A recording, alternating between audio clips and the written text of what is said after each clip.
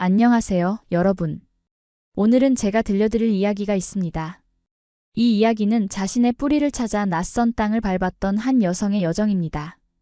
태어난 나라를 후진국이라 비웃던 그녀가 1년 뒤에는 왜 눈물을 흘리며 그곳을 떠나야 했을까요? 우리가 알고 있는 한국은 과연 어떤 모습일까요?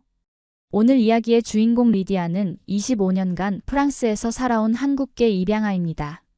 한국은 그녀에게 그저 여권에 적힌 국적일 뿐이었습니다.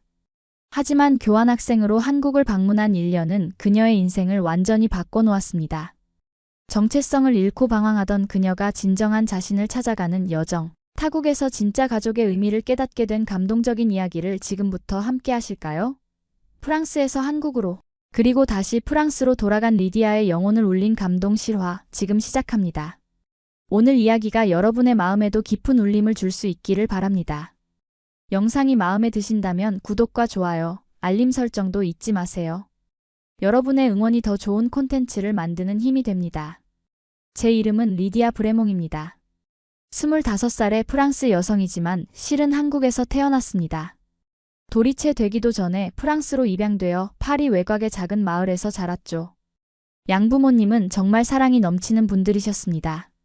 아버지는 대학 교수셨고 어머니는 작은 화방을 운영하셨어요.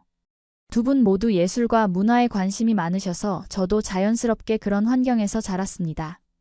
하지만 그렇게 행복한 가정에서 자랐음에도 불구하고 제 마음 한구석에는 늘 채워지지 않는 빈 공간이 있었어요. 학교에서는 항상 다른 아이들과 달랐습니다. 동양적인 제 외모는 프랑스 아이들 사이에서 눈에 띄었고 종종 네가 어디서 왔는지 묻는 질문을 받곤 했죠. 그럴 때마다 나는 프랑스 사람이야 라고 대답했지만 정작 거울을 볼 때마다 제 얼굴은 그 말이 거짓말 같다고 속삭이는 것 같았습니다. 10대 시절에는 정체성에 대한 혼란이 더 커졌어요. 학교에서 역사 시간에 아시아 문화를 배울 때면 괜히 가슴이 두근거렸고 누군가 한국 얘기를 할 때면 귀가 쫑긋해졌습니다.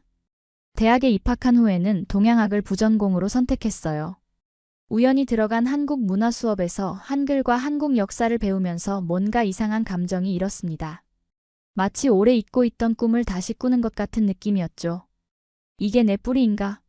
하는 생각이 들었지만 동시에 그곳은 너무나 낯설었습니다. 제가 아는 한국은 그저 책이나 인터넷에서 본 정보뿐이었으니까요. 21살이 되던 해 대학 교환학생 프로그램에 지원했습니다. 목적지는 서울의 한 대학교였죠. 친구들은 왜 하필 한국이냐고 물었지만 저는 그저 웃으며 문화체험이라고 대답했어요. 하지만 제 마음 깊은 곳에서는 다른 목소리가 들렸습니다. 혹시 내 진짜 부모님을 찾을 수 있지 않을까? 그 희미한 희망을 안고 서울행 비행기에 올랐습니다. 비행기에서 내려 처음 밟은 인천공항은 생각보다 훨씬 현대적이고 깨끗했어요. 의외네. 라는 생각이 들었지만 여전히 저는 이곳을 선진국인 프랑스와 비교하며 살펴보고 있었습니다. 공항에서 시내로 향하는 버스 안에서 창밖을 내다보니 높은 빌딩들과 현대적인 도시 풍경이 펼쳐졌어요. 하지만 동시에 낯선 간판들과 이해할 수 없는 글자들이 제 마음을 불안하게 만들었습니다. 대학 기숙사에 도착해서는 더 큰 충격을 받았습니다. 방은 생각보다 좁았고 같은 방을 쓰게 된 한국인 룸메이트는 영어도 잘하지 못했어요. 첫날부터 문화적 차이를 느끼기 시작했습니다. 룸메이트는 친절하게 학교 구내식당으로 저를 데려갔지만 그곳에서 본 음식들은 제게 너무 낯설었어요. 매운 냄새가 코를 찔렀고 처음 보는 재료들이 그릇에 담겨 있었습니다. 용기를 내어 김치를 한 조각 먹어봤지만 그 맵고 신맛에 놀라 물을 벌컥벌컥 마셨던 기억이 나네요. 첫 주는 정말 혼란스러웠습니다. 학교 시스템에 적응하는 것도 어려웠고 언어 장벽은 생각보다 높았어요. 수업 시간에는 교수님의 말씀을 절반도 이해하지 못했고 길을 걷다 보면 모든 것이 낯설게 느껴졌습니다. 거리의 음식 냄새, 빠르게 지나다니는 사람들, 이해할 수 없는 대화 소리. 모든 것이 저를 이방인처럼 느끼게 했어요. 그렇게 지내던 어느 날 기숙사 인터넷이 갑자기 끊겼습니다. 행정실에 문의했더니 시스템 점검이라며 내일까지 기다리라는 답변을 받았어요.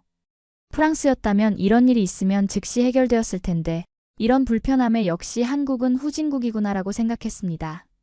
그날 밤 프랑스 친구들과 영상통화를 하면서 한국에 대한 첫인상을 이야기했어요. 여기는 겉으로는 현대적인 것 같지만 실상은 아직 많이 불편해. 인터넷도 자주 끊기고 영어도 잘 안 통하고. 그렇게 한국에서의 첫 달이 지나갔습니다. 저는 여전히 이방인처럼 느껴졌고 한국이라는 나라는 제게 그저 잠시 머무는 곳일 뿐이었습니다. 하지만 제가 몰랐던 것은 이 낯선 땅에서의 경험이 제 인생을 완전히 바꿔놓을 거라는 사실이었죠. 그때는 알지 못했습니다. 제가 비웃었던 이 나라가 결국 제 영혼의 고향이 될 줄은요. 두 번째 달이 시작됐을 무렵 문화 수업 시간에 있었던 일을 잊을 수 없습니다. 그날은 한국 음식 문화에 대해 배우는 날이었어요. 교수님께서 김치의 역사와 문화적 가치에 대해 설명하셨는데 제 옆자리에 앉은 미국인 학생이 한국 음식은 위생적으로 어떻냐고 물었습니다. 그때 저도 덧붙여 말했죠. 프랑스에서는 길거리 음식을 잘 먹지 않아요. 여기 포장마차 같은 곳은 위생이 걱정돼요. 그 말을 하는 순간 교실 안에 한국 학생들이 모두 조용히 고개를 돌려 저를 쳐다봤습니다. 그들의 눈빛에서 불쾌감을 읽을 수 있었어요.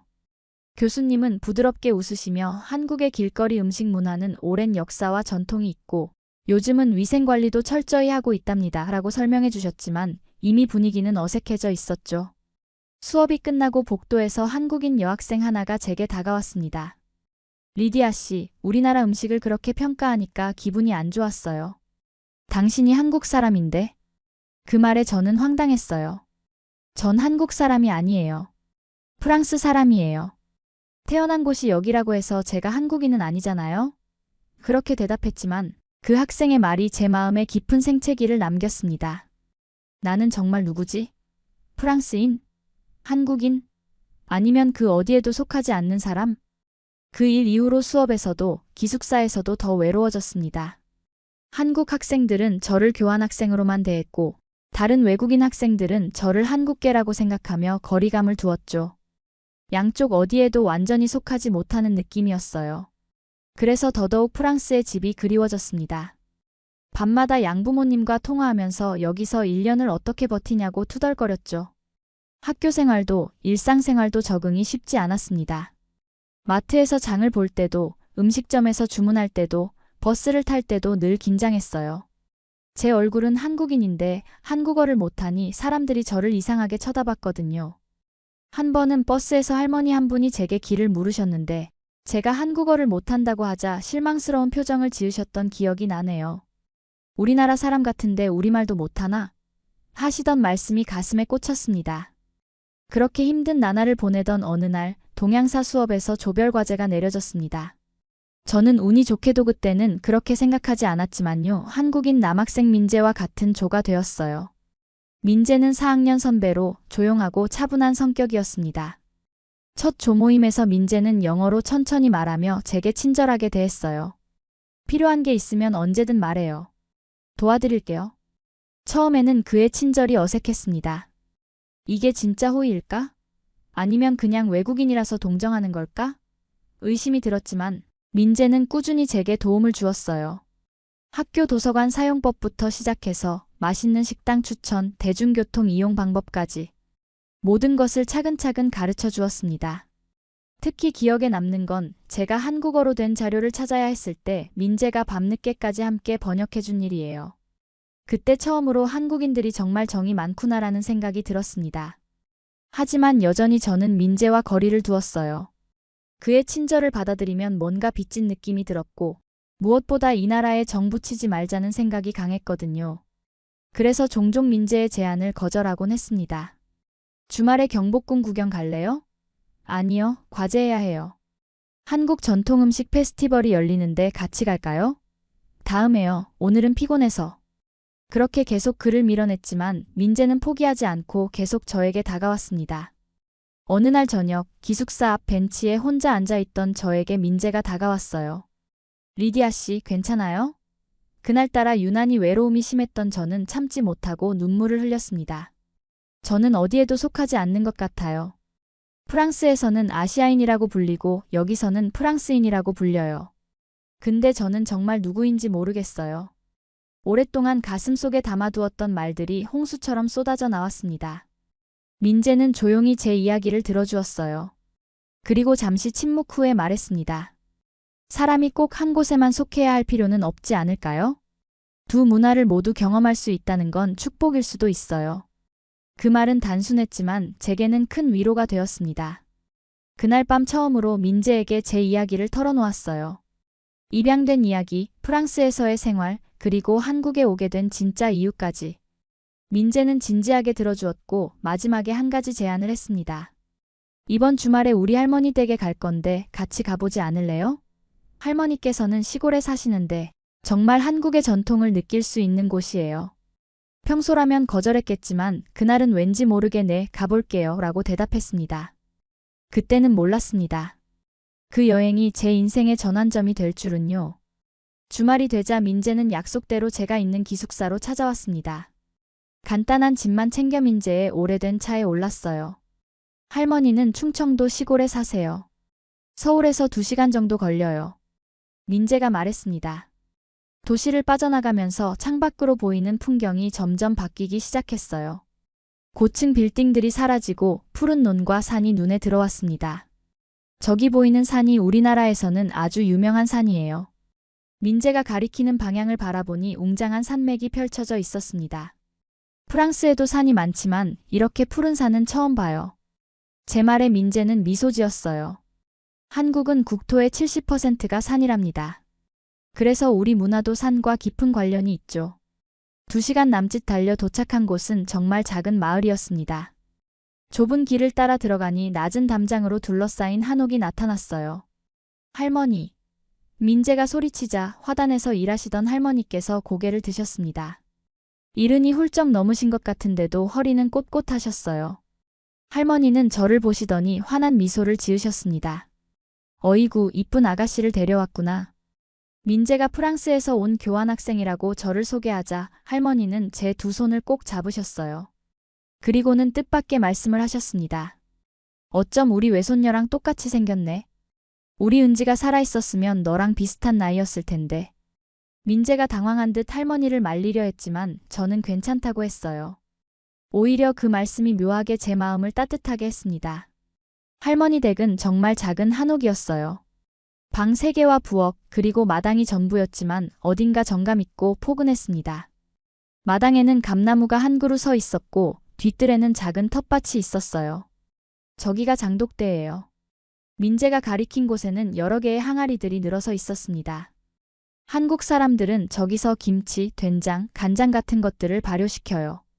할머니는 저희를 안으로 모셨습니다. 방 안은 생각보다 따뜻했어요. 온돌이라고 해서 바닥 아래로 열이 지나가는 난방 시스템이에요. 민재가 설명해 주었습니다. 할머니는 부엌으로 가셔서 차를 준비하셨어요. 보리차예요. 한국 사람들이 물 대신 자주 마시는 차입니다. 처음 맛보는 보리차는 구수하고 진한 맛이 났어요. 익숙하지 않았지만 나쁘지 않았습니다. 저녁이 되자 할머니는 정성스럽게 음식을 차리기 시작하셨어요. 텃밭에서 직접 기른 채소들과 된장찌개, 갓 지은 밥. 정말 소박하지만 정성이 가득한 식탁이었습니다. 할머니, 제가 도와드릴게요. 제가 말하자 할머니는 기뻐하셨어요. 아이고, 고마워라. 저기 접시 좀 가져다 줄래? 함께 밥상을 차리면서 할머니는 계속 저를 바라보셨습니다. 우리나라 사람인데 외국에서 자랐다고?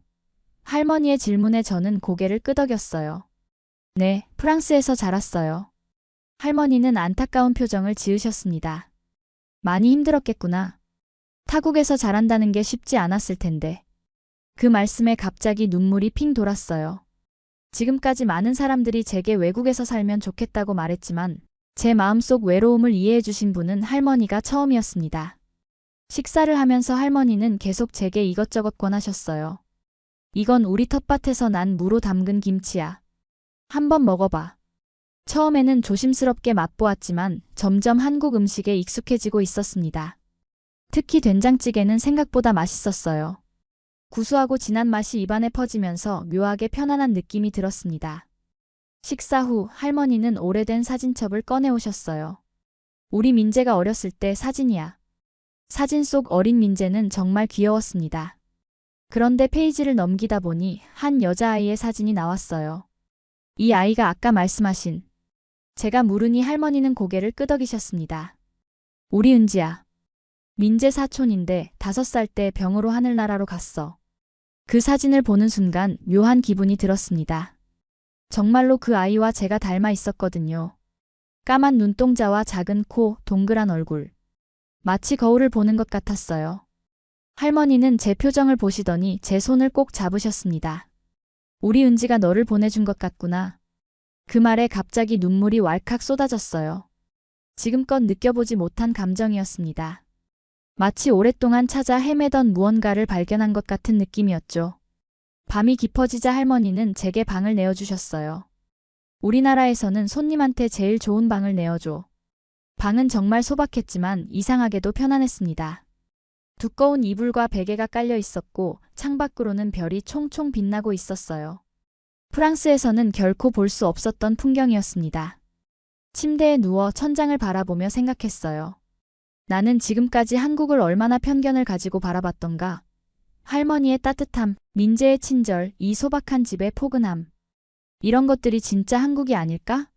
처음으로 이 나라에 대해 다시 생각해보게 되었습니다. 그날 밤 오랜만에 정말 편안하게 잠들 수 있었어요. 할머니 댁에서의 주말은 제 생각보다 훨씬 빨리 지나갔습니다. 일요일 아침 할머니는 새벽부터 일어나 아침을 준비하고 계셨어요. 이건 우리나라 전통 아침이야. 밥에 된장국, 김, 반찬 몇 가지. 프랑스에서는 아침으로 빵과 커피를 간단히 먹는 것이 전부였는데 이렇게 푸짐한 아침은 처음이었습니다. 그런데 놀랍게도 생각보다 속이 편안했어요. 특히 된장국은 구수한 맛이 입안 가득 퍼지면서 몸이 따뜻해지는 느낌이 들었습니다. 아침 식사 후 할머니는 저를 텃밭으로 데려가셨어요. 우리 같이 상추 좀 따자. 할머니를 따라 무릎을 꿇고 앉아 상추를 따는데 이상하게도 마음이 편안해졌습니다. 흙냄새, 채소의 향, 새들의 지저김. 모든 것이 새롭지만 동시에 친숙하게 느껴졌어요. 할머니는 제게 여러 채소의 이름을 가르쳐 주셨습니다. 이건 쑥갓이고 저건 깻잎이야. 한국 사람들이 아주 좋아하는 채소지. 채소를 따면서 할머니는 문득 제게 물으셨어요. 프랑스에서 혹시 외롭진 않았니? 그 질문에 저는 잠시 말을 잊었습니다. 사실 양부모님은 정말 좋은 분들이셨고 친구들도 많았지만 항상 제 마음 한구석에는 채워지지 않는 빈 공간이 있었거든요. 가끔. 그랬어요. 제가 어디에 속하는지 모르겠더라고요. 할머니는 고개를 끄덕이셨습니다. 사람은 원래 뿌리를 그리워하는 법이야. 나무도 뿌리가 있어야 제대로 자랄 수 있는 것처럼. 할머니의 그 말씀이 제 마음에 깊이 와닿았어요. 지금까지 저는 제 뿌리를 부정하고 살아왔는데 그것이 제 마음속 허전함의 원인이었을까요?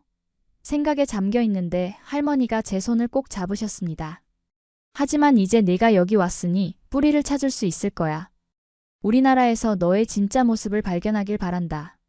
그 말씀에 갑자기 눈물이 왈칵 쏟아졌어요. 할머니는 말없이 저를 안아주셨습니다. 점심시간이 되자 할머니는 아침에 딴 채소로 쌈을 싸먹는 법을 가르쳐 주셨어요. 밥 위에 고기 올리고 상추에 쌈장 바르고 이렇게 싸서 한 입에 쏙. 처음에는 어색했지만 몇 번 해보니 금방 익숙해졌습니다. 신선한 채소와 구수한 쌈장 그리고 맛있는 고기가 어우러지는 맛이 정말 좋았어요. 한국 음식이 이렇게 맛있는 줄 몰랐어요. 제 말에 할머니는 환하게 웃으셨습니다. 우리 음식이 복잡해 보여도 사실은 자연의 맛을 살리는 게 핵심이란다. 식사 후 민재는 마을 구경을 시켜주겠다며 저를 데리고 나갔습니다. 작은 마을이었지만 곳곳에 역사와 문화가 살아 숨쉬고 있었어요. 오래된 정자, 조그만 사당, 돌담길. 민재는 하나하나 설명해 주었습니다. 이 정자는 조선시대 때 지어진 거예요. 마을 사람들이 모여서 중요한 일을 의논하던 곳이죠. 마을 끝에 있는 작은 언덕에 올라가니 마을 전체가 한눈에 들어왔어요. 논과 밭이 펼쳐져 있고 그 사이사이에 한옥들이 자리 잡고 있었습니다. 멀리 산이 병풍처럼 마을을 감싸고 있었고 맑은 하늘 아래 모든 것이 평화롭게 느껴졌어요. 이런 풍경은 프랑스에서 볼 수 없어요. 제 말에 민재는 미소 지었습니다. 한국의 자연은 화려하진 않지만 소박하고 정겨워요. 그게 우리의 매력이죠. 언덕에 앉아 잠시 풍경을 감상하다가 민재에게 물었습니다. 어떻게 이렇게 친절할 수 있어요? 우리는 사실 잘 모르는 사이인데. 민재는 잠시 생각하더니 대답했어요. 한국에는 정이라는 게 있어요.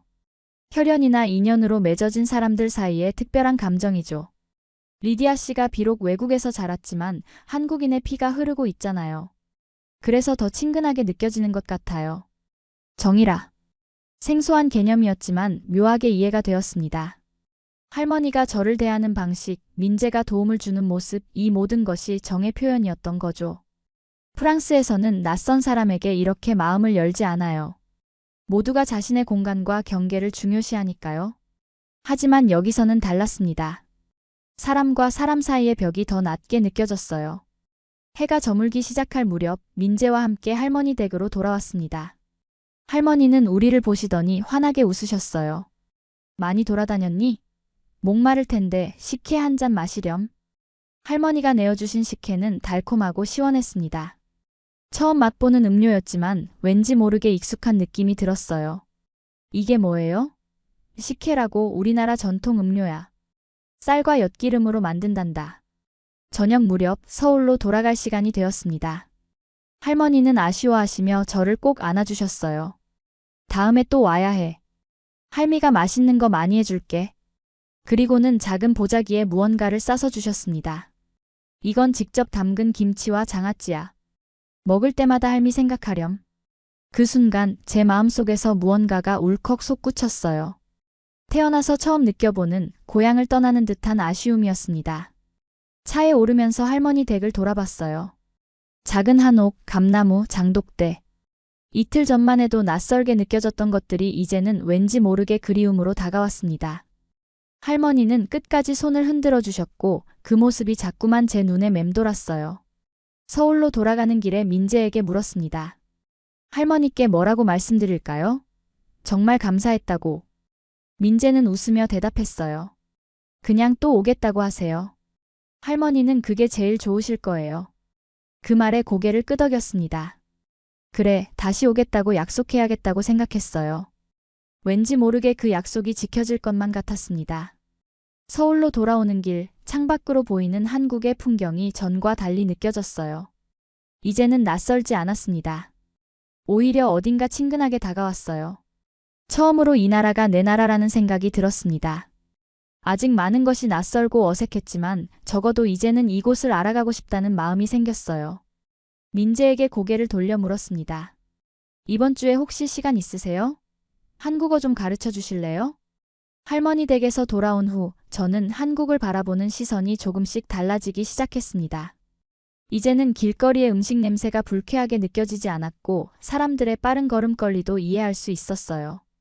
매일 아침 민재와 만나 한국어를 배웠습니다. 안녕하세요, 감사합니다, 맛있어요 같은 간단한 표현부터 시작했죠.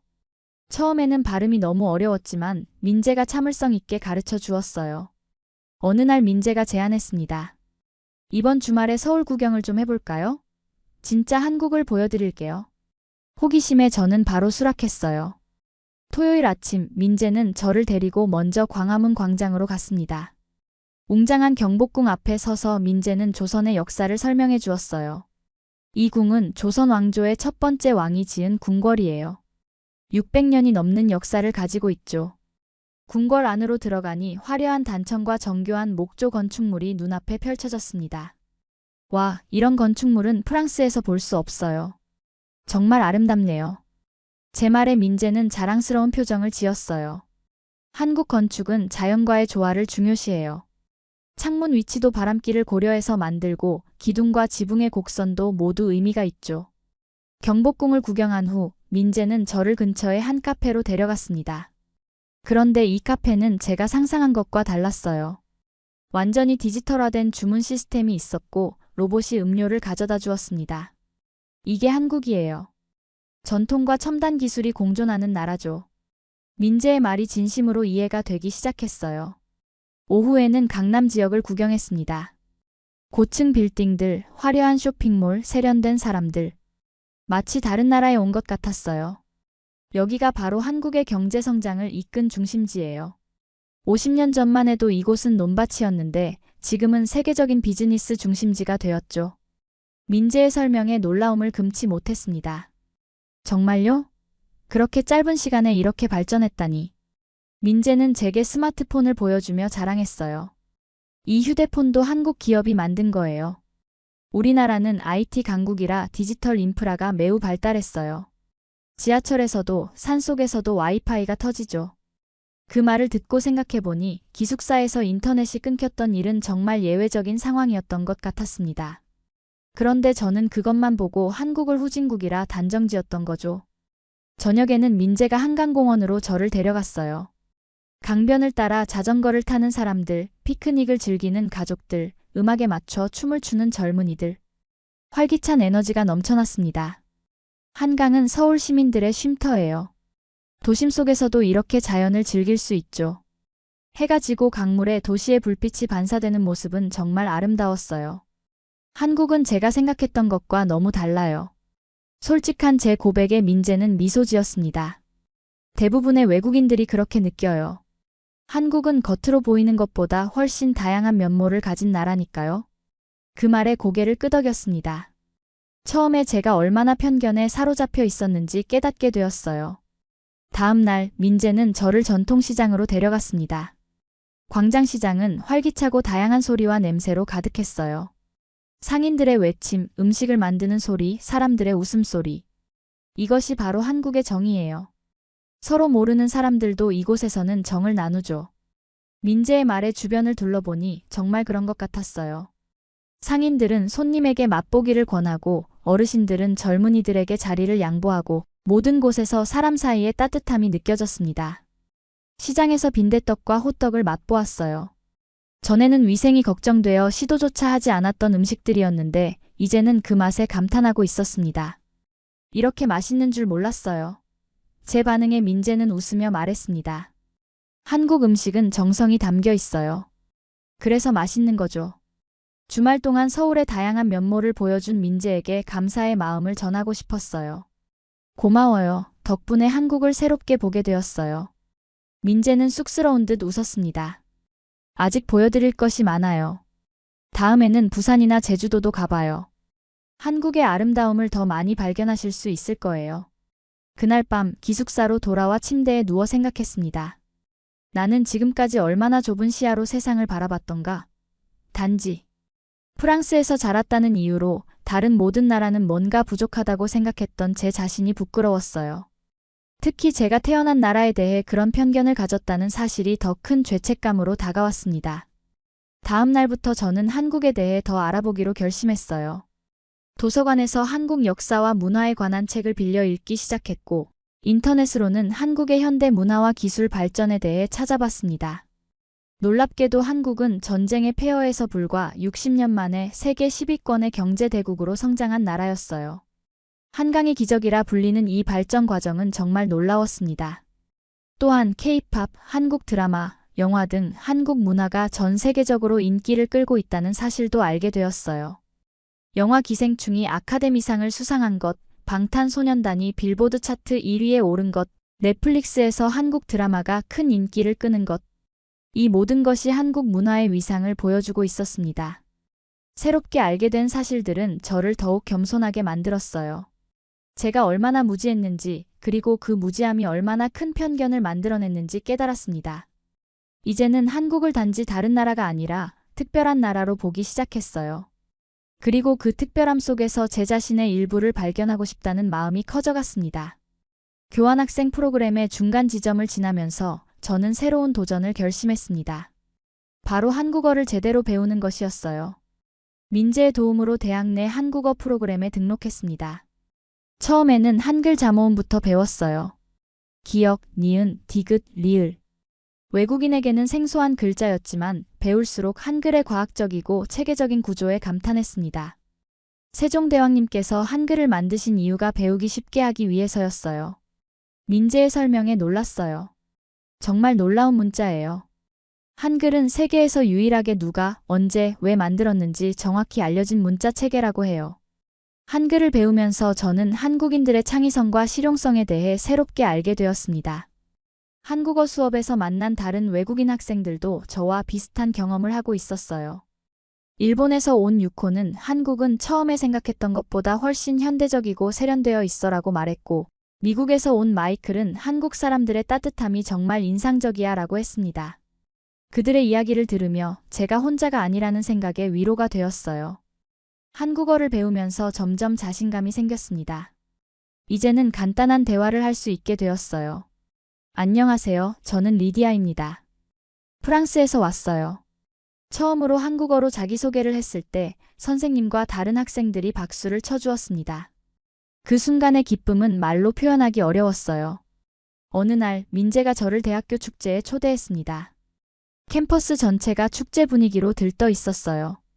학생들이 준비한 다양한 부스, 음식 판매대, 작은 무대 공연. 모든 것이 활기차고 즐거웠습니다. 한국의 대학 축제는 정말 특별해요.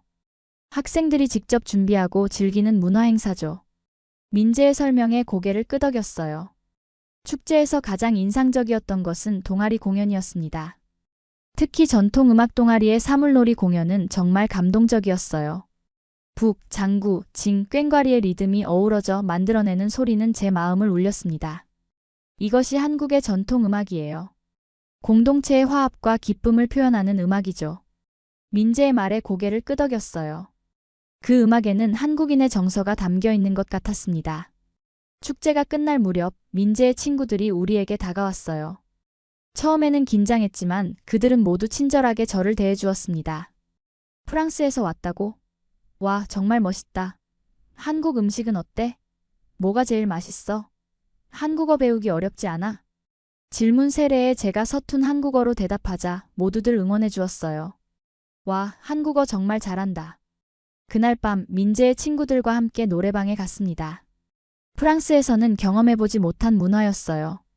개인 방에서 마이크를 들고 노래를 부르는 것이 처음에는 어색했지만 곧 그 매력에 빠졌습니다. 민재가 한국 가요를 부르자 모두가 함께 박수치며 환호했어요. 저도 용기를 내어 프랑스 노래를 불렀습니다. 비록 아무도 알아듣지 못했지만 모두가 진심으로 응원해 주었어요. 노래방 후에는 포장마차에서 늦은 저녁을 먹었습니다. 떡볶이, 순대, 어묵. 처음에는 꺼려했던 길거리 음식들이 이제는 정말 맛있게 느껴졌어요. 한국 사람들은 왜 이렇게 늦게까지 먹고 놀아요? 제 질문에 민재의 친구 중 하나가 대답했습니다. 우리는 일할 때 정말 열심히 일하고 놀 때는 정말 열심히 놀아. 그게 한국인의 에너지야. 그날의 경험은 제게 한국 젊은이들의 삶을 이해하는 소중한 기회가 되었어요. 그들의 열정, 에너지, 그리고 서로를 배려하는 마음. 모든 것이 새롭고 신선하게 다가왔습니다. 프랑스의 젊은이들이 조금은 개인주의적이고 냉소적인 면이 있다면 한국의 젊은이들은 더 집단적이고 열정적이었어요. 다음 날 아침 저는 민재에게 문자를 보냈습니다. 어제 정말 즐거웠어요. 친구들에게도 고맙다고 전해주세요. 민재의 답장이 곧 왔어요. 다들 리디아 씨를 정말 좋아했어요. 다음에 또 같이 놀아요. 그 메시지를 읽으며 미소 지었습니다. 처음으로 한국에서 소속감을 느꼈어요. 더 이상 외국인이나 교환학생이 아니라 그냥 리디아로 받아들여진 것 같았습니다. 이 경험을 통해 저는 문화적 차이를 넘어서는 인간적 연결의 중요성을 깨달았어요. 언어가 서툴러도 배경이 달라도 진심으로 다가가면 사람들은 그 마음을 알아준다는 것을 느꼈습니다. 한국어로 감사합니다 라고 말할 때마다 사람들의 표정이 밝아지는 것을 볼 수 있었어요. 작은 노력이 큰 차이를 만들어낸다는 사실을 배웠습니다. 학기가 진행되면서 저는 한국 문화에 더 깊이 빠져들었어요. 특히 한국의 음식 문화의 매력을 느꼈습니다. 김치, 된장찌개, 불고기, 비빔밥. 처음에는 낯설었던 맛들이 이제는 제 일상의 일부가 되었어요. 대학 근처의 작은 식당들을 탐방하면서 각 지역의 특색 있는 음식들을 발견하는 재미도 있었습니다. 민재의 도움으로 한국 요리도 배우기 시작했어요. 어느 주말 민재의 어머니께서 저를 초대해 김치찌개 만드는 법을 가르쳐 주셨습니다. 김치는 우리 민족의 혼이야. 이렇게 숙성된 김치에 돼지고기를 넣고 고추장, 된장을 조금 더하면 민재 어머니의 손놀림을 따라하면서 저는 한국 음식에 담긴 정성과 철학을 배웠어요. 김치찌개를 끓이는 동안 민재 어머니는 저에게 물으셨습니다. 혹시 친부모님에 대해 알고 싶은 마음은 없니? 그 질문에 저는 잠시 말을 잃었어요. 사실 한국에 온 후로 그 생각이 자주 들었지만 어디서부터 시작해야 할지 몰랐거든요. 사실 있어요. 하지만 어떻게 찾아야 할지 모르겠어요. 민재 어머니는 제 손을 꼭 잡아주셨습니다. 입양기관을 통해 알아볼 수 있을 거야. 우리가 도와줄게. 그날 이후로 저는 입양 서류를 찾아보기 시작했어요. 제가 태어난 병원, 입양 날짜, 그리고 몇 안 되는 정보들. 이것이 제 뿌리를 찾아가는 첫 걸음이었습니다. 한편 대학에서는 한국 전통 문화 수업을 들으며 새로운 발견을 했어요.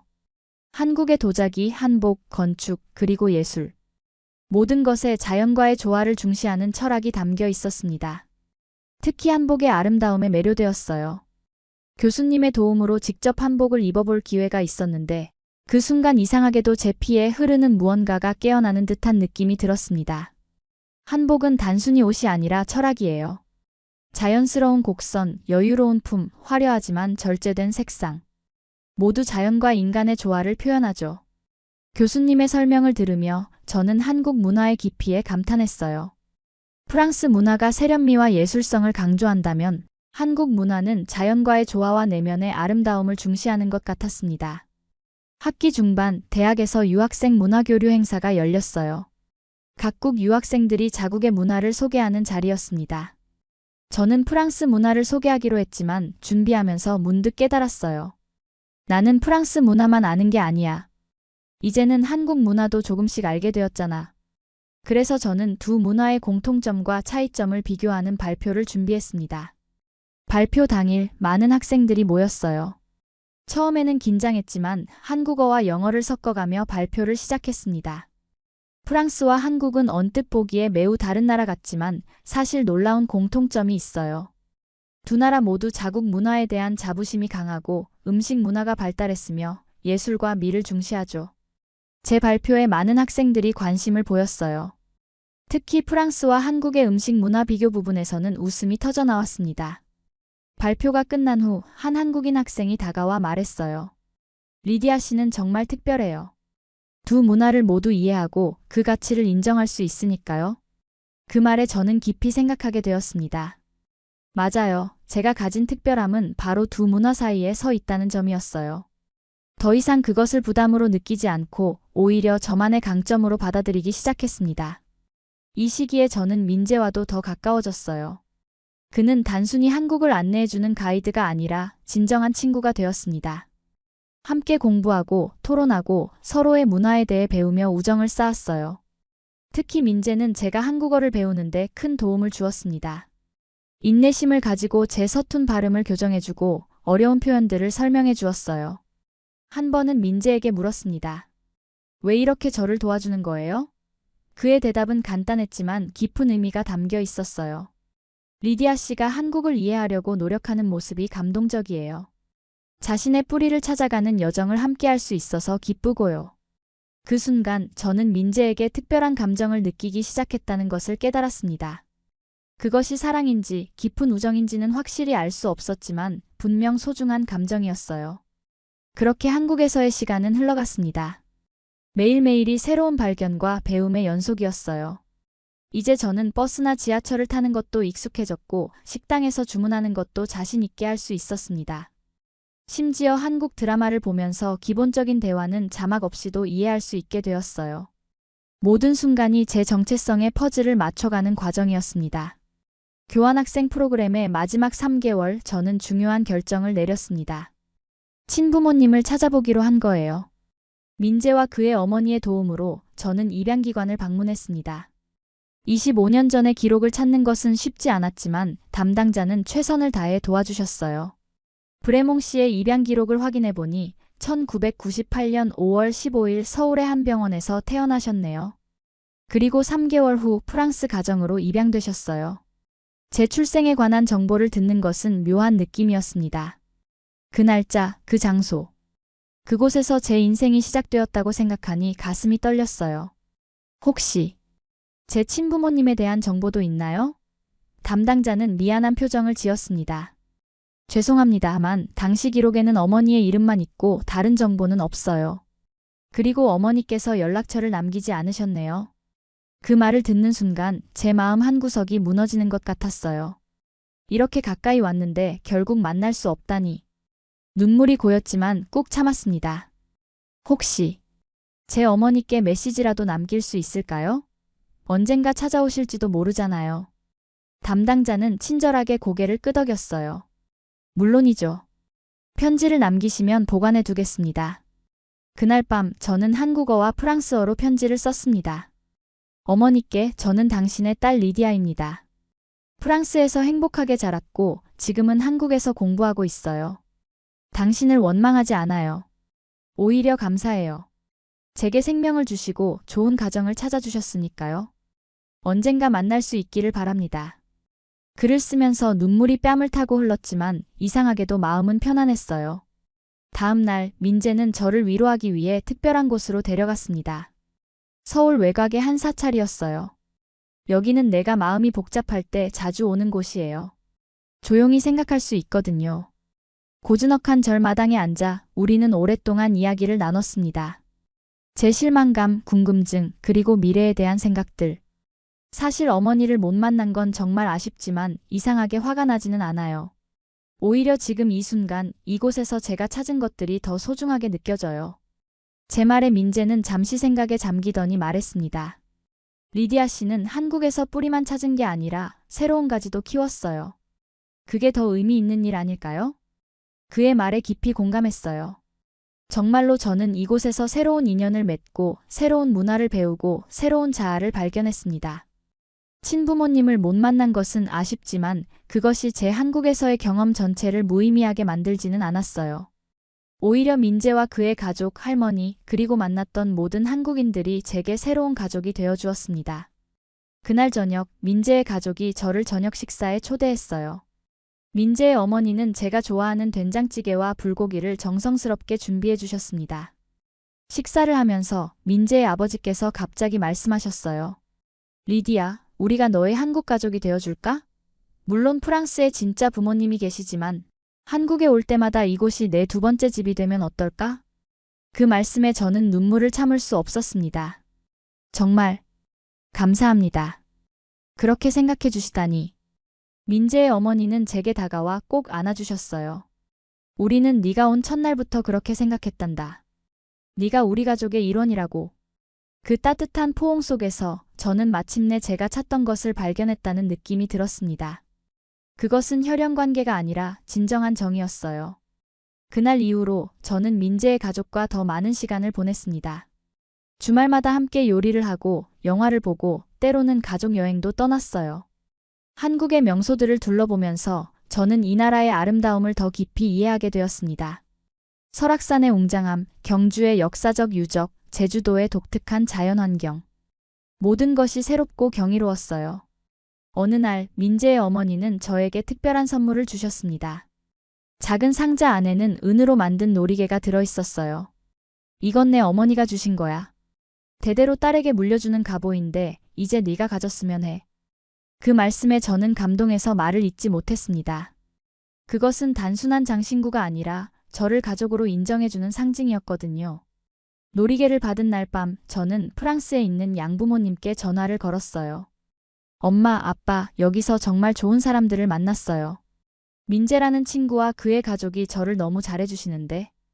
이야기를 들으신 양부모님도 기뻐하셨습니다. 정말 다행이구나. 우리도 네가 그곳에서 행복하길 바랐어. 양부모님의 따뜻한 응원에 저는 더욱 감사함을 느꼈어요. 제가 이렇게 두 문화를 모두 품을 수 있는 것은 양부모님의 넓은 마음 덕분이었으니까요. 교환학생 프로그램이 끝나가는 시점, 저는 중요한 결정을 내려야 했습니다. 프랑스로 돌아가야 할 시간이 다가오고 있었거든요. 한국에서의 생활이 너무 좋아져서 떠나기가 쉽지 않았어요. 특히 민재와 헤어져야 한다는 생각은 가슴 아팠습니다. 우리 사이에는 이미 특별한 감정이 자라고 있었거든요. 어느 날 저녁, 민재와 함께 한강변을 걸으며 솔직한 대화를 나눴어요. 민재 씨, 저 곧 프랑스로 돌아가야 해요. 민재는 잠시 침묵하더니 말했습니다. 알아요. 하지만 이게 끝은 아니죠. 우리는 계속 연락할 수 있고 언젠가 다시 만날 수도 있잖아요. 그의 긍정적인 태도에 저도 용기를 얻었어요. 네, 맞아요. 이건 끝이 아니라 새로운 시작이에요. 그날 밤 우리는 미래에 대한 이야기를 나눴습니다. 저는 프랑스에서 동양학을 계속 공부하고 싶다고 했고, 민재는 국제관계학을 전공하고 있어서 언젠가 프랑스에서 일할 기회가 있을 수도 있다고 했어요. 비록 당장은 헤어져야 하지만 우리의 인연이 여기서 끝나지 않을 거라는 희망이 생겼습니다. 한국을 떠나기 전 마지막 주, 저는 할머니 댁을 다시 찾았어요. 할머니는 여전히 환한 미소로 저를 맞아주셨습니다. 우리 아가가 왔구나. 많이 컸네. 정말로 제가 한국에 온 지 몇 개월 만에 성장했다는 느낌이 들었어요. 외적으로는 그대로였지만 내면은 완전히 달라져 있었습니다. 할머니와 함께 텃밭에서 채소를 가꾸고 된장찌개를 끓이고 옛날 이야기를 들으며 보낸 시간은 정말 소중했어요. 떠나기 전날 밤 할머니는 제게 작은 보자기를 건네셨습니다. 이건 내가 직접 담근 장아찌야. 프랑스에 가서도 가끔 먹으면서 할미 생각하렴. 그 말씀에 저는 할머니를 꼭 안아드렸어요. 할머니 꼭 다시 올게요. 그때까지 건강하게 계세요. 프랑스로 돌아가는 비행기 안에서 저는 창밖을 바라보며 지난 1년을 되돌아봤습니다. 처음 한국에 왔을 때의 저와 지금의 저는 완전히 달라져 있었어요. 무엇보다 제 마음속 편견의 벽이 무너졌고 대신 새로운 이해와 존중이 자리 잡았습니다. 한국은 후진국이라고 생각했던 제 자신이 얼마나 무지했는지 깨달았어요. 파리에 도착했을 때 양부모님은 공항에서 저를 기다리고 계셨습니다. 리디야, 정말 많이 변했구나. 어머니의 말씀에 웃으며 대답했어요. 네, 많이 성장했어요. 집으로 가는 길, 저는 한국에서의 경험을 열정적으로 이야기했습니다.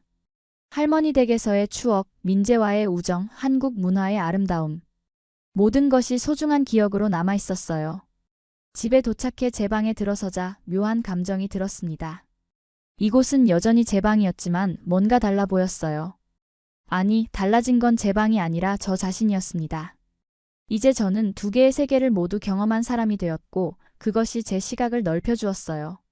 다음 날 대학교에 돌아가 새 학기를 시작했습니다. 친구들은 제 변화에 놀랐어요. 리디야, 너 정말 달라 보여. 한국에서 뭐 했길래 이렇게 밝아졌어? 제 친구 소피는 특히 제 이야기에 관심을 보였습니다. 와, 한국이 그렇게 발전한 나라였어? 나도 한번 가보고 싶다. 소피의 말에 저는 기쁘게 웃었어요. 한국은 정말 놀라운 나라야. 전통과 현대가 공존하고 사람들은 정이 많고 도시는 활기차고 말로 다 표현할 수 없을 정도로 매력적인 곳이야. 제 열정적인 설명에 소피뿐만 아니라 다른 친구들도 한국에 관심을 갖기 시작했습니다. 대학에서는 동양학을 전공으로 바꾸고 한국어 수업도 계속 들었어요. 이제는 한국어를 더 깊이 배우고 싶었거든요.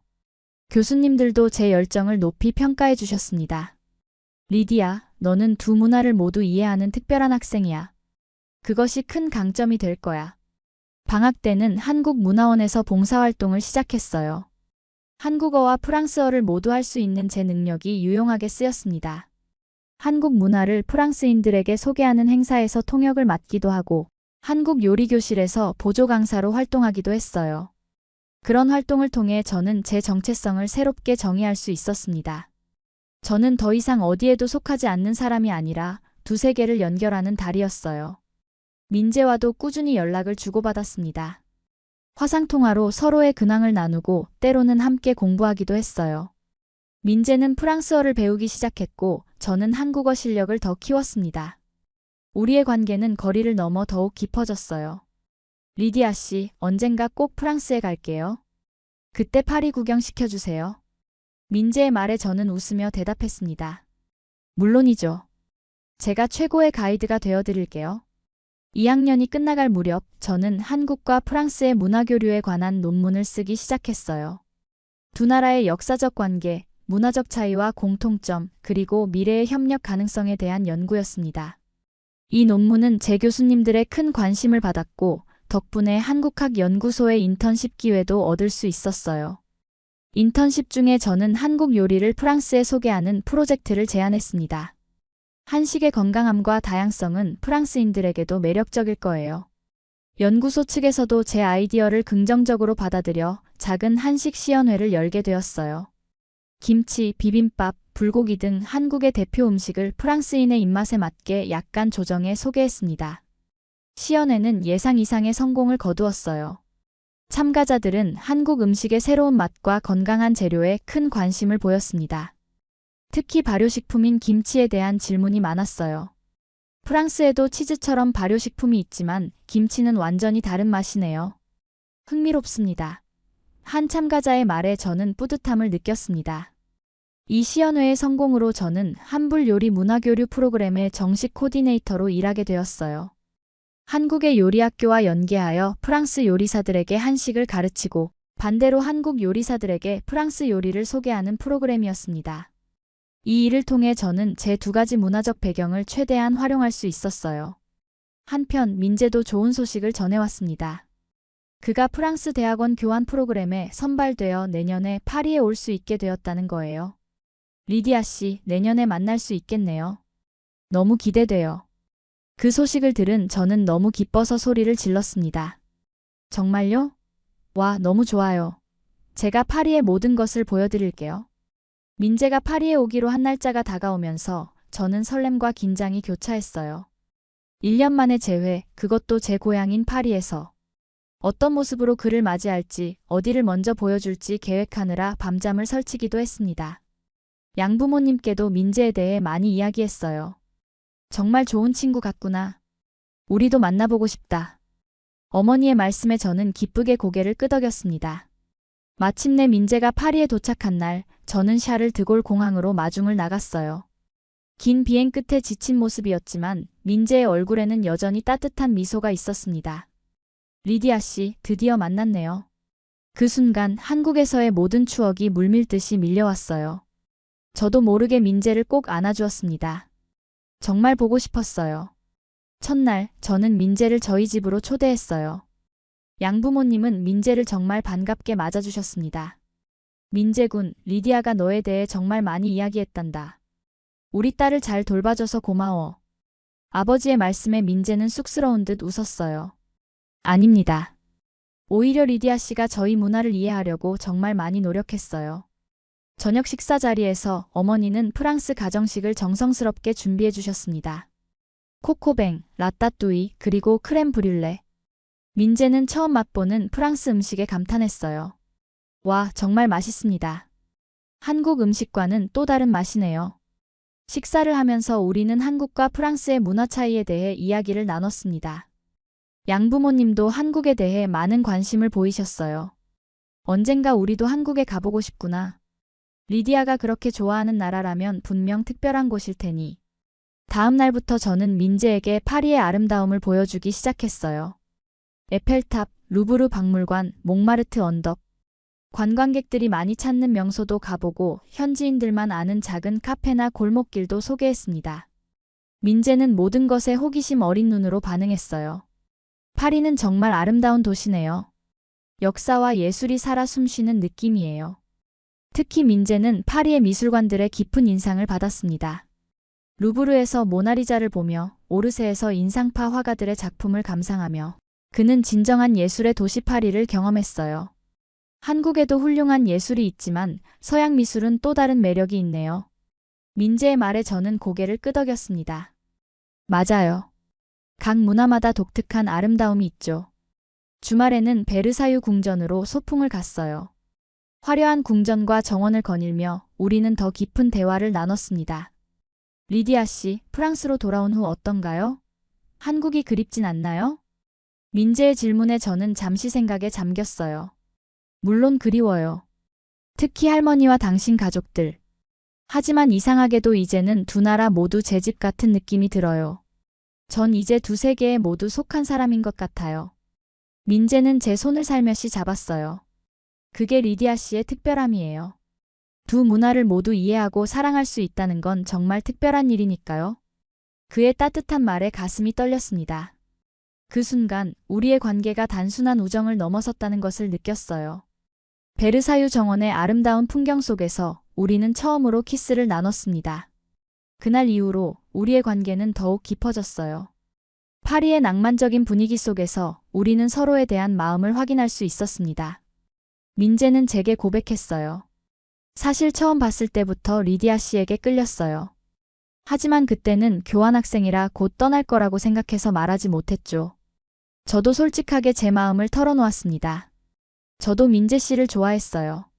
하지만 문화적 차이가 너무 커서 어떻게 해야 할지 몰랐어요. 우리는 문화적 차이에도 불구하고 오히려 그것이 우리를 더 특별하게 만든다는 것을 깨달았어요. 프랑스의 낭만과 한국의 정, 두 가지 문화의 아름다움을 모두 이해하고 존중할 수 있었으니까요. 우리는 서로의 문화를 배우고 성장할 수 있는 특별한 관계예요. 민재의 말에 깊이 공감했습니다. 민재의 파리 생활은 6개월 동안 계속되었어요. 그 기간 동안 우리는 함께 공부하고 여행하고 서로의 꿈에 대해 이야기했습니다. 민재는 국제기구에서 일하고 싶어 했고 저는 한불 문화교류 전문가가 되고 싶었어요. 우리의 꿈은 달랐지만 서로를 응원하고 지지하는 마음은 같았습니다. 그러던 어느 날 민재가 놀라운 제안을 했어요. 리디아 씨, 졸업 후에 한국에서 같이 일해보는 건 어때요? 요즘 한불 문화교류 분야에서 일할 기회가 많아지고 있거든요. 그의 제안에 저는 깊이 생각했습니다. 한국에서 살고 일한다는 것은 또 다른 도전이겠지만 동시에 매력적인 기회이기도 했어요. 정말 그럴 수 있을까요? 제가 한국에서 일자리를 구할 수 있을까요? 제 질문에 민재는 자신 있게 대답했어요. 물론이죠. 리디아 씨는 이미 두 문화를 모두 이해하고 있잖아요. 그건 정말 귀한 재능이에요. 게다가 한국어도 계속 공부하고 있으니까 분명 좋은 기회가 있을 거예요. 민재의 파리 생활이 끝나갈 무렵 우리는 미래에 대한 구체적인 계획을 세우기 시작했어요. 저는 앞으로 1년 동안 학업을 마치고 그 후에 한국으로 돌아가 취업을 시도해보기로 했습니다. 민재는 졸업 후 서울에서 국제관계 분야의 일을 찾기로 했어요. 비록 1년간 다시 떨어져 있어야 했지만 이번에는 명확한 미래와 희망이 있었습니다. 1년이 금방 지나갈 거예요. 그동안 서로 더 준비하고 성장하는 시간이 될 수 있을 거예요. 민재의 말에 저는 고개를 끄덕였어요. 네, 그리고 이번에는 제가 진정한 마음으로 한국으로 돌아가게 될 것 같아요. 더 이상 단순한 호기심이나 뿌리찾기가 아니라 제 미래를 위해서요. 민재가 떠나는 날 공항에서 우리는 긴 포옹을 나눴습니다. 1년 후에 다시 만나요. 그때는 한국에서. 민재의 약속에 저는 미소 지었어요. 네, 그때는 제가 진정한 한국인이 되어 있을 거예요. 우리의 이별은 슬프지만 희망찬 기다림이 있었습니다. 민재가 떠난 후 저는 더욱 열심히 한국어를 공부했어요. 한국문화원에서 더 많은 시간을 보내며 한국 문화를 프랑스에 소개하는 일에 적극적으로 참여했습니다. 또한 한국의 회사들과 문화기관들의 이력서를 보내기 시작했어요. 제 목표는 명확했습니다. 한불 문화교류의 다리가 되는 것. 양부모님은 제 결정을 전적으로 지지해 주셨어요. 네가 행복하다면 우리도 행복하단다. 비록 멀리 있더라도 우리는 언제나 내 가족이니까. 어머니의 말씀에 저는 눈물을 흘렸습니다. 양부모님의 무조건적인 사랑이 있었기에 저는 새로운 도전을 할 용기를 낼 수 있었어요. 졸업을 앞둔 마지막 학기, 저는 한국에서 기쁜 소식을 받았습니다. 서울에 있는 한불문화교류센터에서 취업 제안을 받은 거예요. 브레몽 씨의 이중 문화적 배경과 경험이 우리 센터에 큰 도움이 될 것 같습니다. 졸업 후 바로 일을 시작할 수 있으신가요? 이메일을 읽는 순간 저는 너무 기뻐서 소리를 질렀습니다. 즉시 민재에게 전화를 걸었어요. 민재 씨, 좋은 소식이 있어요. 서울에서 일자리를 구했어요. 전화기 너머로 민재의 기쁨에 찬 목소리가 들려왔습니다. 정말요? 축하해요. 이제 정말 같이 한국에서 살 수 있겠네요. 우리의 꿈이 현실이 되어가고 있었어요. 졸업식 날 양부모님은 자랑스러운 표정으로 저를 바라보셨습니다. 우리 딸이 이제 정말 국제적인 인재가 되었구나. 아버지의 말씀에 제 가슴이 뭉클해졌어요. 양부모님 덕분에 저는 안정된 환경에서 자라고 좋은 교육을 받을 수 있었습니다. 그리고 이제는 그 사랑을 바탕으로 새로운 도전을 시작하려는 거죠. 한국으로 떠나기 전날 밤 가족 저녁 식사를 했어요. 어머니는 제가 좋아하는 요리를 모두 준비해 주셨고 아버지는 특별한 와인을 개봉하셨습니다. 이건 내가 태어났을 때 사둔 와인이란다. 네가 성인이 되면 함께 마시자고 생각했지. 아버지의 말씀에 깊은 감동을 받았어요. 식사를 하면서 우리는 추억을 나누고 미래에 대한 이야기를 했습니다. 걱정하지 마세요. 자주 돌아올게요. 그리고 두 분도 한국에 꼭 놀러 오세요. 제 말에 양부모님은 미소 지으셨어요. 물론이지. 우리도 네가 그렇게 사랑하는 나라가 궁금하단다. 그 순간 저는 제가 얼마나 축복받은 사람인지 깨달았습니다. 두 나라, 두 문화, 그리고 두 가족의 사랑을 모두 받을 수 있으니까요. 다음 날 인천공항에 도착했을 때 민재가 마중을 나와 있었어요. 이제 저는 관광객도 교환학생도 아닌 한국에서 살고 일하게 될 사람으로 이 땅을 밟았습니다. 어서 와요, 리디아 씨. 이제 정말 집에 온 거예요. 민재의 말에 깊이 공감했어요. 그래, 이제 한국은 제 두 번째 고향이 되었습니다. 서울에서의 새 생활은 쉽지만은 않았어요. 직장에서는 한국어로 의사소통해야 했고 일상생활에서도 여전히 배워야 할 것들이 많았습니다. 하지만 이전과 달리 이제는 이 모든 도전을 즐길 수 있었어요. 모든 어려움이 성장의 기회로 느껴졌으니까요. 한불문화교류센터에서의 일은 정말 제게 딱 맞는 일이었습니다. 프랑스 문화를 한국인들에게 소개하고 한국 문화를 프랑스인들에게 알리는 일이었거든요. 제가 기획한 첫 번째 프로젝트는 맛으로 만나는 한불 교류전이었어요. 한국의 쌀과 프랑스의 밀, 한국의 장류와 프랑스의 치즈, 한국의 김치와 프랑스의 와인. 두 나라의 식재료와 요리법을 접목시킨 퓨전 요리 전시회였습니다. 이 행사는 큰 성공을 거두었어요. 많은 사람들이 관심을 보였고 심지어 몇몇 유명 셰프들도 참여해 주었습니다. 이런 문화적 교류는 정말 중요해요. 음식을 통해 서로의 문화를 이해할 수 있으니까요. 한 셰프의 말에 저는 깊이 공감했어요. 음식은 언어의 장벽을 넘어 사람들을 연결하는 힘이 있었습니다. 민재와의 관계도 더욱 깊어졌어요. 이제 우리는 서울에서 함께 시간을 보내며 미래를 계획할 수 있었습니다. 주말에는 한국의 여러 지역을 여행하며 제가 미처 보지 못했던 아름다움을 발견했어요. 민재는 저에게 강원도의 산, 경상도의 바다, 전라도의 음식 등 한국의 다양한 모습을 보여주었습니다. 특히 기억에 남는 것은 제주도 여행이었어요. 현무암 해변, 오름, 그리고 푸른 바다. 제주도의 자연은 제 마음을 사로잡았습니다. 이런 아름다운 곳이 한국에 있다니 정말 놀라워요. 제 말에 민재는 미소 지었어요. 아직 보여드리고 싶은 곳이 많아요. 우리나라는 작지만 정말 다양한 모습을 가지고 있거든요. 한국에서의 1년이 지나갈 무렵 저는 큰 결심을 했어요. 민재에게 프로포즈를 받은 거죠. 한강변을 걷던 어느 저녁 민재는 갑자기 무릎을 꿇고 반지를 꺼냈습니다. 리디아 씨, 저와 결혼해 주실래요? 서로 다른 문화에서 왔지만 그것이 우리를 더 특별하게 만든다고 생각해요. 함께라면 어떤 어려움도 극복할 수 있을 것 같아요. 그 순간 제 마음은 이미 결정되어 있었어요. 네, 민재 씨. 제가 당신과 함께하고 싶어요. 우리의 다른 점이 서로를 더 풍요롭게 만들 거예요. 우리의 약혼은 양가 가족들에게도 큰 기쁨이었습니다.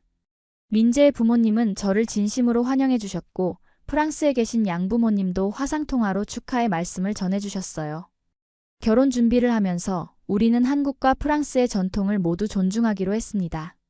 한국식 패백과 프랑스식 결혼식 두 가지 문화를 모두 담은 특별한 결혼식을 계획했어요. 우리 결혼식이 두 문화의 아름다운 조화를 보여주는 자리가 되면 좋겠어요. 민재의 말에 저는 깊이 공감했습니다. 결혼식 날 양가 가족들이 모두 모였어요. 프랑스에서 오신 양부모님, 한국의 민재 가족, 그리고 할머니까지. 모두가 한자리에 모여 우리의 새 출발을 축하해 주셨습니다. 서로 다른 언어를 사용하지만 모두의 얼굴에는 같은 미소가 있었어요. 그것이 바로 진정한 문화적 교류의 아름다움이라고 생각했습니다. 결혼 후 저희는 서울의 작은 아파트에서 새 생활을 시작했어요.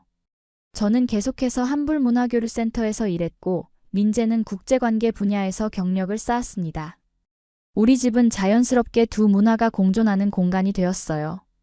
부엌에는 김치와 치즈가 함께 있었고 서재에는 한국 소설과 프랑스 문학이 나란히 꽂혀 있었습니다.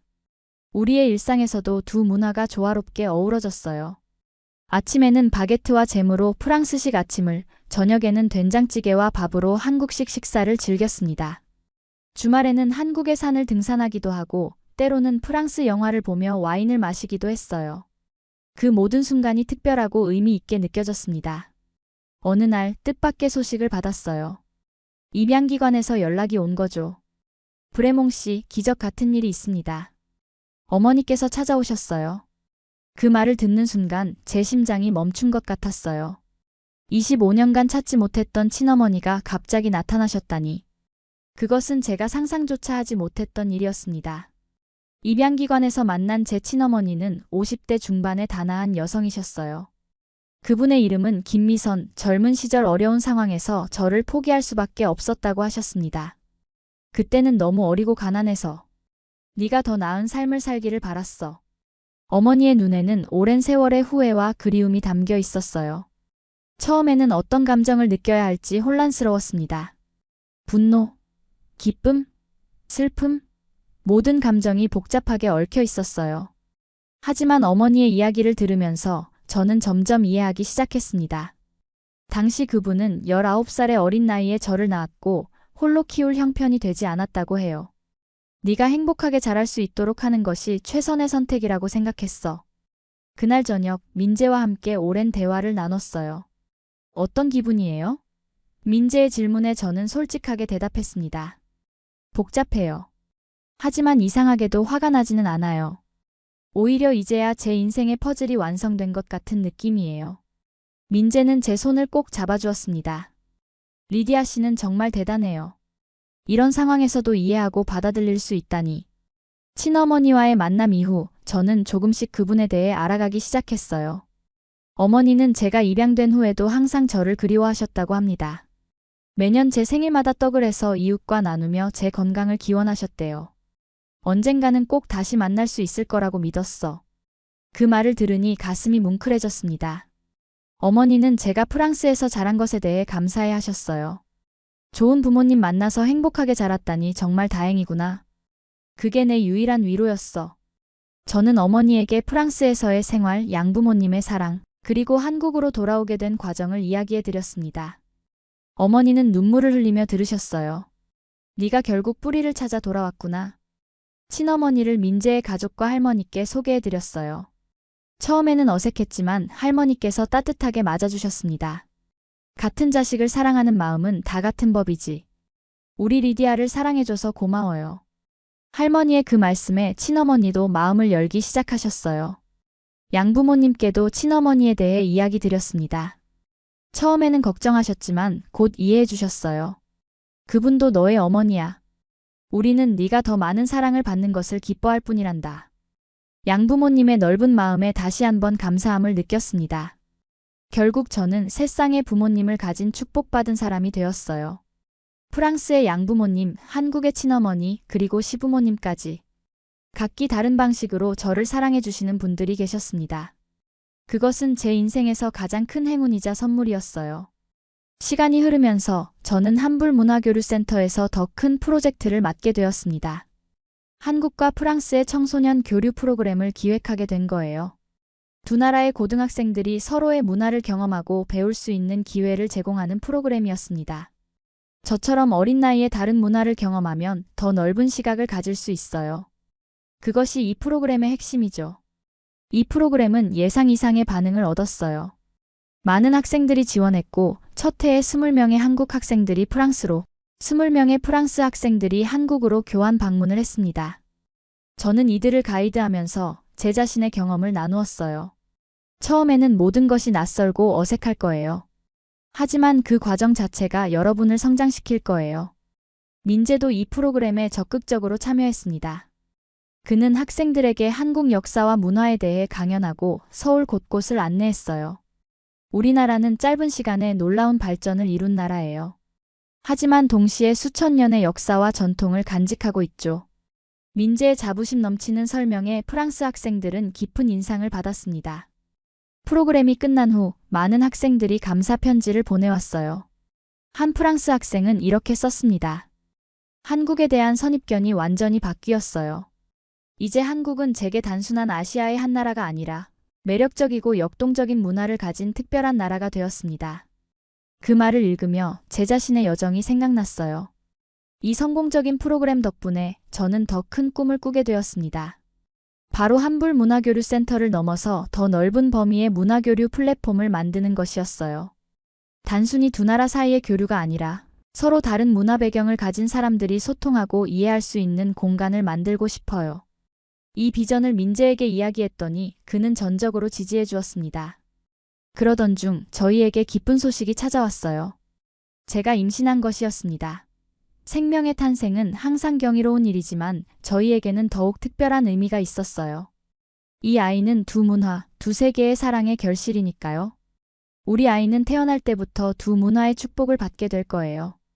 민재의 말에 깊이 공감했습니다. 임신 소식은 양가 가족들에게 큰 기쁨을 안겨드렸어요.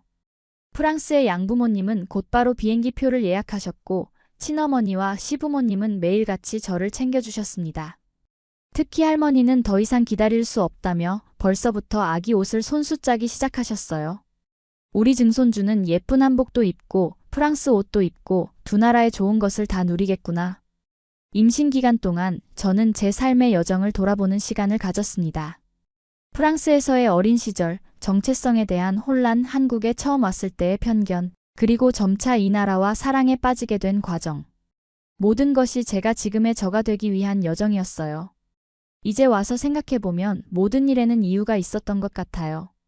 민재에게 말했더니 그는 고개를 끄덕였습니다. 그래서 리디아 씨가 더 특별한 사람이 된 거예요. 출산을 앞두고 저는 한 가지 중요한 결정을 내렸어요. 바로 한국 국적을 회복하는 것이었습니다.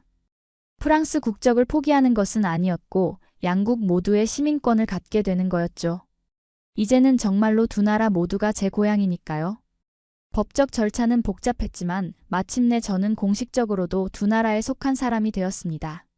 아들 태윤이 태어났을 때 온 가족이 함께 기뻐했어요. 프랑스에서 오신 양부모님, 친어머니, 시부모님, 그리고 할머니까지. 모두가 이 작은 생명의 탄생을 축하해 주셨습니다. 태윤이의 이름은 민재와 제가 함께 지었어요. 한국 이름인 태윤과 프랑스 이름 루카를 함께 붙여 태윤 루카 김이라고 지었죠. 우리 아이가 두 문화의 아름다움을 모두 품고 자랐으면 좋겠어요. 태윤이를 키우면서 저희는 자연스럽게 두 문화를 모두 전해주려고 노력했어요.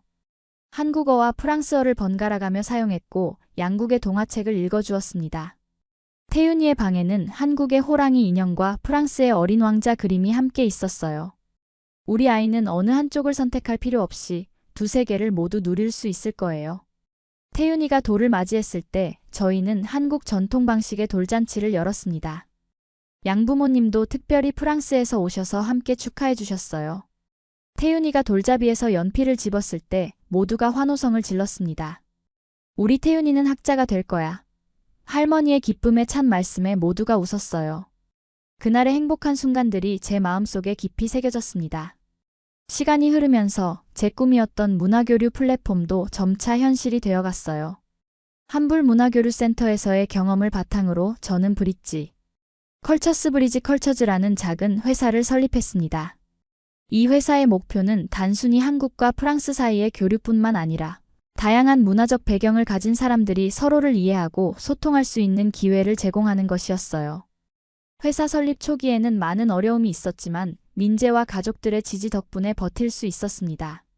점차 사업이 자리를 잡으면서 다양한 문화교류 프로그램을 운영하게 되었어요. 청소년 교환 프로그램, 문화 워크숍, 언어 교육, 그리고 다문화 가정을 위한 지원 프로그램까지. 모든 활동이 제 개인적인 경험에서 비롯된 것이었습니다. 특히 저희가 가장 자부심을 느꼈던 프로그램은 루츠 앤 윙스 루츠 앤드 윙즈였어요. 이 프로그램은 저처럼 다문화 배경을 가진 아이들이 자신의 정체성을 탐색하고 이해할 수 있도록 돕는 것이었습니다. 여러분은 두 세계 사이에 서 있는 것이 아니라 두 세계를 모두 품고 있는 특별한 사람들이에요. 이 메시지가 프로그램의 핵심이었죠. 민재도 자신의 분야에서 성공을 거두었습니다. 그는 국제관계 전문가로서 한국과 유럽 사이의 외교적, 경제적 협력을 증진시키는 일을 했어요. 때로는 그의 일과 제 일이 만나기도 했습니다. 함께 국제 컨퍼런스에 참석하거나 문화 외교 프로젝트에 협력하기도 했죠. 우리는 각자의 방식으로 하지만 같은 목표를 향해 나아가고 있었어요.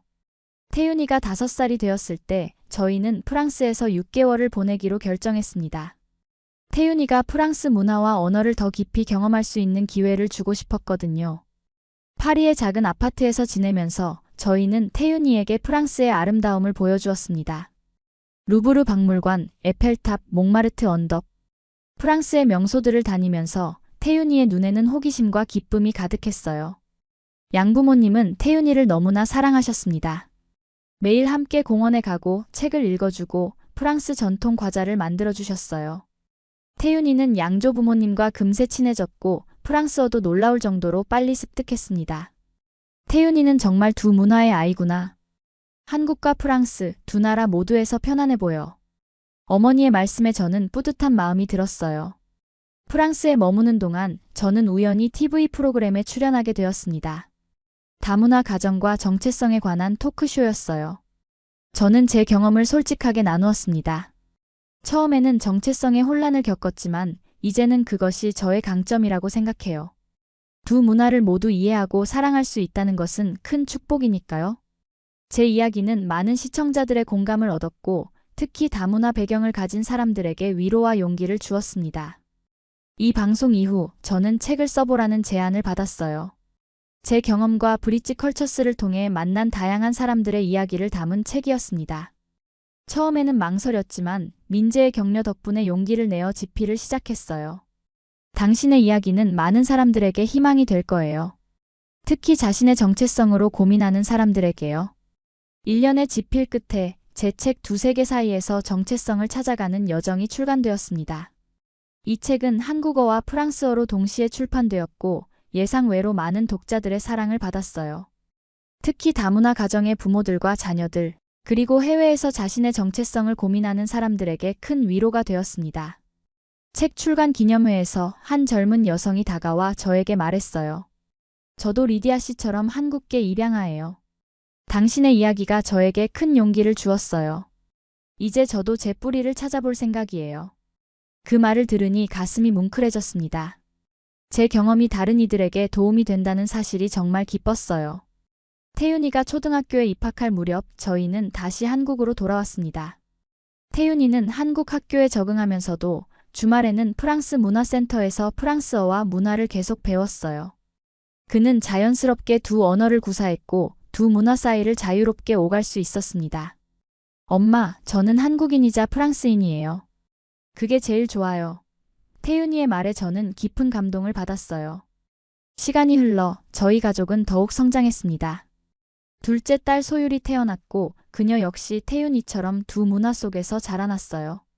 브릿지 컬처스도 국제적인 문화교류 플랫폼으로 발전했고 민재는 국제기구에서 중요한 직책을 맡게 되었습니다. 우리의 삶은 바쁘고 때로는 도전적이었지만 항상 풍요롭고 의미 있었어요. 지금 돌이켜보면 제 인생은 예상치 못한 방향으로 흘러갔습니다. 한때는 한국을 후진국이라 비웃던 저였지만 이제는 이 나라의 아름다움과 가치를 전 세계에 알리는 사람이 되었어요.